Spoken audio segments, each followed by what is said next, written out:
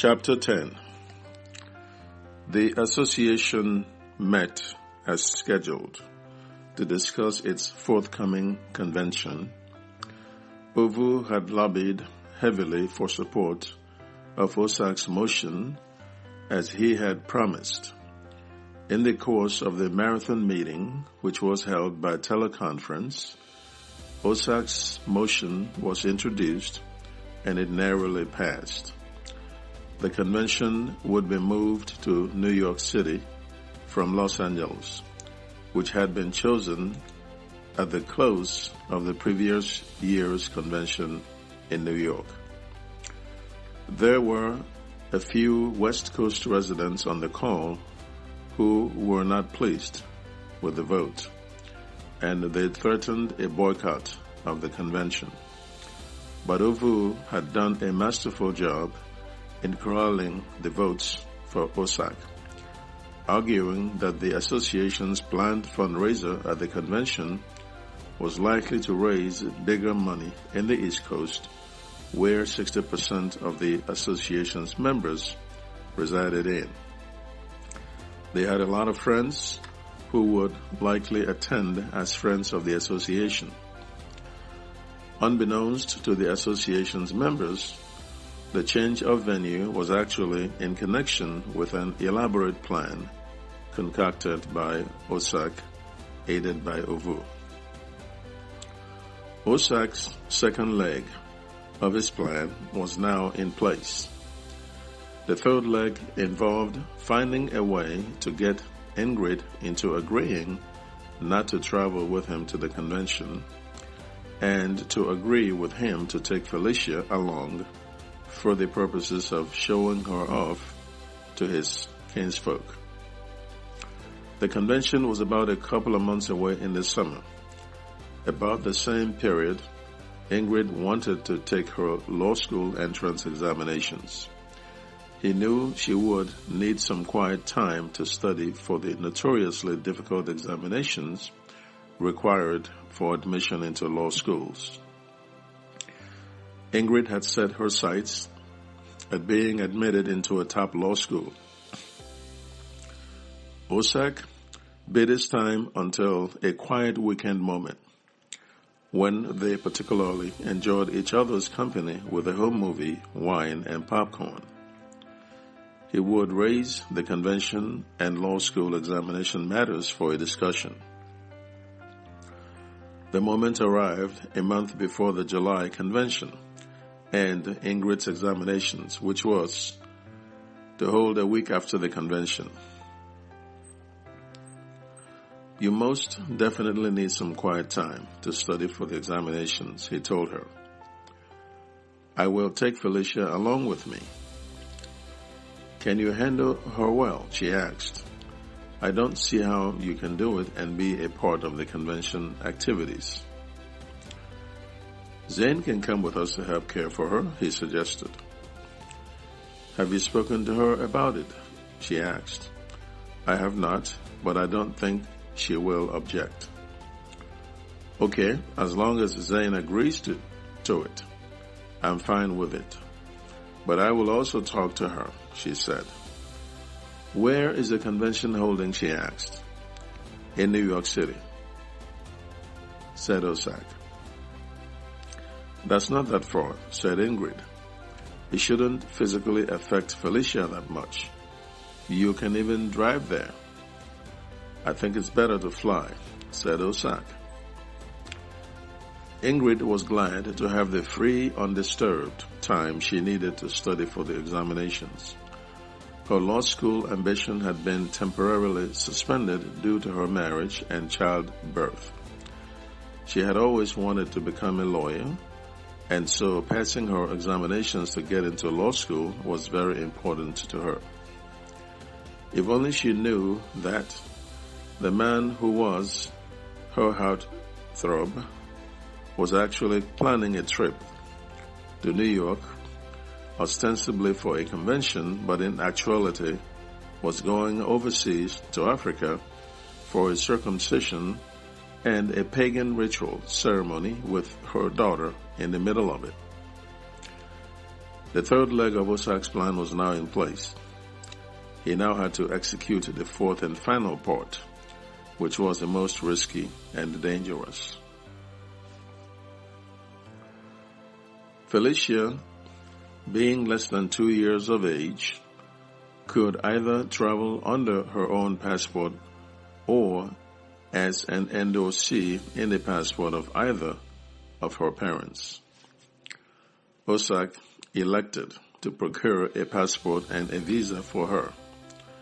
He contacted a travel agent and paid the necessary fees to get them done. 2 weeks before his planned departure, he called his parents to notify them of his impending trip with Felicia. He had made the call from his office, for he dared not do it from home. He had a 4-day window to do all that needed to be done to Felicia, and so he wanted them to prepare to accommodate his time frame.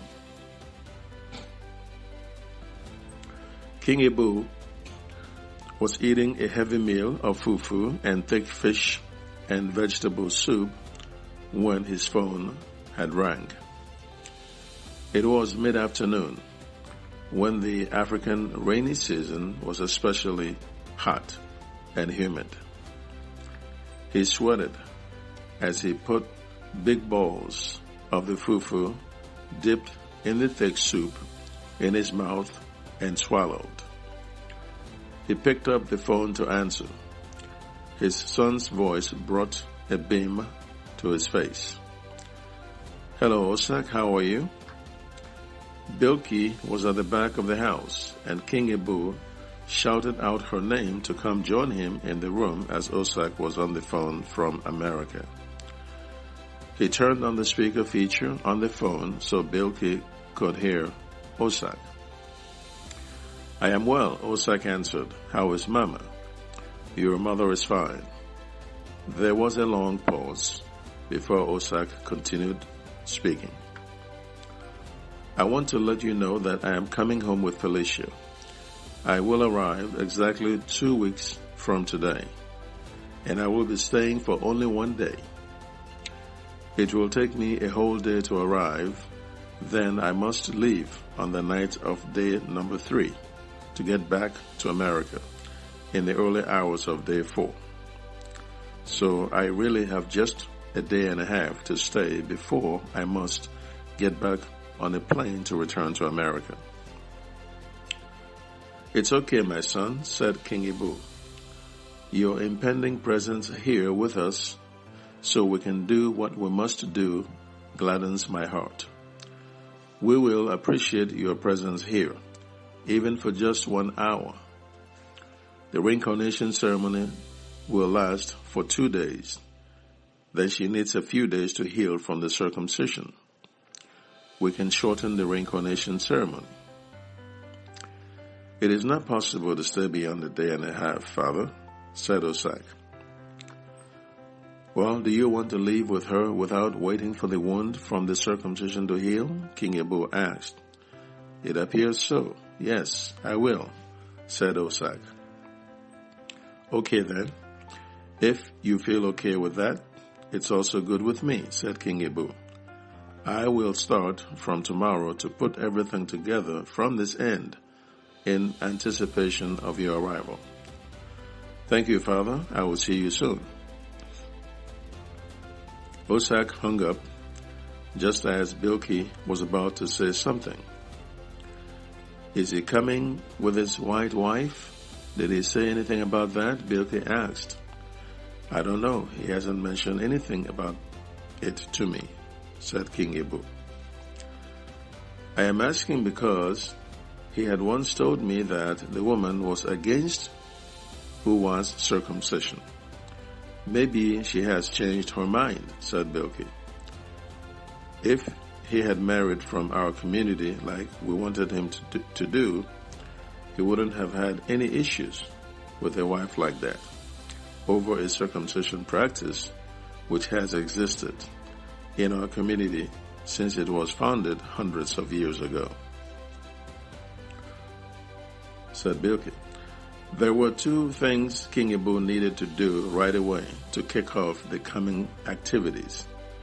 The first was to call a meeting of the diviners and witch doctors in the community who would perform the reincarnation rituals and ceremony. The second was to make contact with a local circumciser. As Osak had given a firm date of his arrival, King Ibu felt comfortable now to notify the entire community about the coming rare event. This would be done through a town crier who would trek through the 8 villages that made up the town to announce the king's invitation to the ritual. He would also direct a palace messenger to summon all the witch doctors in the community to the palace for a meeting. The ritual itself was an exercise in exoteric craft by witch doctors who would gather at a hilly spot in the center of the town where Owa and Aiken, the founders of the town, had first settled to cultivate the land and raised 8 boys who went on to establish the villages that now constituted the community. The head witch doctor, while holding Felicia in his arms, would lead his colleagues in prayers and incantations. Libation would be poured on the spot, and 2 cows would be slaughtered as offerings to the original first family. The ceremony would conclude with a grand feast, cultural dance and music, and other merriment at the king's palace. The preparation that would put in place all of the components of such a huge ceremony was obviously going to be extensive. But King Ibu had been looking forward to that day. It would be expensive too, but Osak had offered to fund the costs. He had conveyed the offer to King Ibu a week or so after he had firmly made up his mind to proceed with the ceremony, following Felicia's last bout with ill health. It had been several weeks since Felicia's last episode with serious ill health. She was bubbly again, which made Osak think for a moment about aborting the plan. But he was not convinced that she won't get sick again. He had now bought into what his parents told him was a problem, and he was going to see it through to remove the supernatural hold on her. The plan's final stage of implementation therefore had to proceed.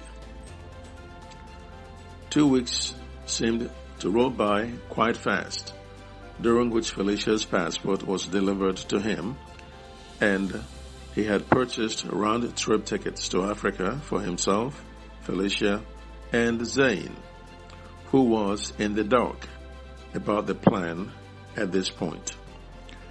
Osak did not want to take the chance of informing Zane about it for fear she could leak the plan to Ingrid, whom Zane had grown very close to. Zane admired Ingrid's kindness and simplicity and thought she was the perfect wife for her brother. She recalled being skeptical about her brother's idea to marry a white woman when he had called and told her about it several years ago now. She didn't think it would work because they were of different racial backgrounds. But in close to 5 months of knowing Ingrid, she came to the conclusion that she was a beautiful person inside and out. Osak had noticed this closeness over time, and this had informed his decision not to inform Zane about what he planned to do until the very last minute. Osak did tell her about the convention in New York, that she would be going with him and Felicia, and that the primary reason for her coming was to care for Felicia during the 4 days they would be away. Zane thought it was odd that Ingrid was not going to the convention. But Ingrid explained she could use the 4 days of quiet time in the house to study for her examination. They would be in good hands in Osak, she had assured Zane. It all made sense to Zane, who looked forward to the trip. It would be her first trip to New York City. They had taken off on a Friday morning for New York to the convention, so Zane thought. Ingrid had dropped them off earlier at the airport. The small commuter plane landed 45 minutes later. Zane held Felicia in her arms. Osak led the way to the departure lounge gate area, where they sat on a long blue metal chair. There were hundreds of passengers at the departure gate, and they were waiting to board an international flight. Minutes later, after Zane had made Felicia, who was asleep, comfortable in her stroller, Osak turned to Zane and revealed the bombshell. Zane, he called her name in a low voice to draw her attention. We are going to Africa, to our country. What do you mean? She asked. I thought we were going to a convention of the Hometown Association here in New York. No, Zane, we are taking Felicia home for her reincarnation rite and circumcision. Zane was speechless for several moments. You are Felicia's temporary mother right here in this airport. As I process her departure with the airline counter and gate checkers before we board the plane. Say you are her mother. If you are asked any question about her, he told her. Does Ingrid know about this? She asked. No, she does not. She wouldn't have agreed with it if I had told her about it. Zane shook with fear and anxiety. It was true that their parents wanted the things Osak mentioned to be done to Felicia, and she had been in support. But since her arrival in America and her getting to know Ingrid very well, her opinion had begun to change. She could go along with the reincarnation rite, which she thought Ingrid could be persuaded to go along with as well. But the circumcision part was now anachronistic in her evolved view about it. Her instinct right here and now, sitting at the departure lounge, listening to Osak, was to refuse to go along with what he wanted to do. Do you plan to return to America? She asked him, still incredulous. We will return. We will be away for only 4 days. I spoke with Father a couple of weeks ago. They are preparing. We will be over there for just a day and a half. How will you explain Felicia's circumcision to Ingrid? Don't you know she will notice the excision? She asked. Don't worry about that. I will deal with that whenever it comes up, he said to her. Remember to tell the agent that Felicia is your daughter if asked. Our flight should be boarding soon. This was why Osak had brought her to America, so she could play this critical role in his plot. The public address system came on to announce flights about to board passengers in the next 5 minutes, and the flight to West Africa was one of them. Everyone got up and proceeded to form a queue. Many stretched stiff legs after sitting for a long period of time. A female airport police officer on routine patrol walked into the gate area. The officer appeared to have done so coincidentally. She noticed Felicia in her stroller and a dark-skinned lady holding onto the stroller. That lady was Zane. Osak was in the queue just in front of Zane. The officer stopped by Felicia's stroller to banter with the lady and admire the beautiful baby in the stroller she thought was the lady's daughter. "Your daughter is very beautiful," said the officer. "How old is she?" Zane was surprised at how direct the officer was. This was classic impromptu American interaction, a part of American culture Zane was not yet used to. She was therefore confused about how to react to the police officer's compliment. She smiled at the officer and had no verbal response. The officer gazed at Felicia, smiling all the time as she did so.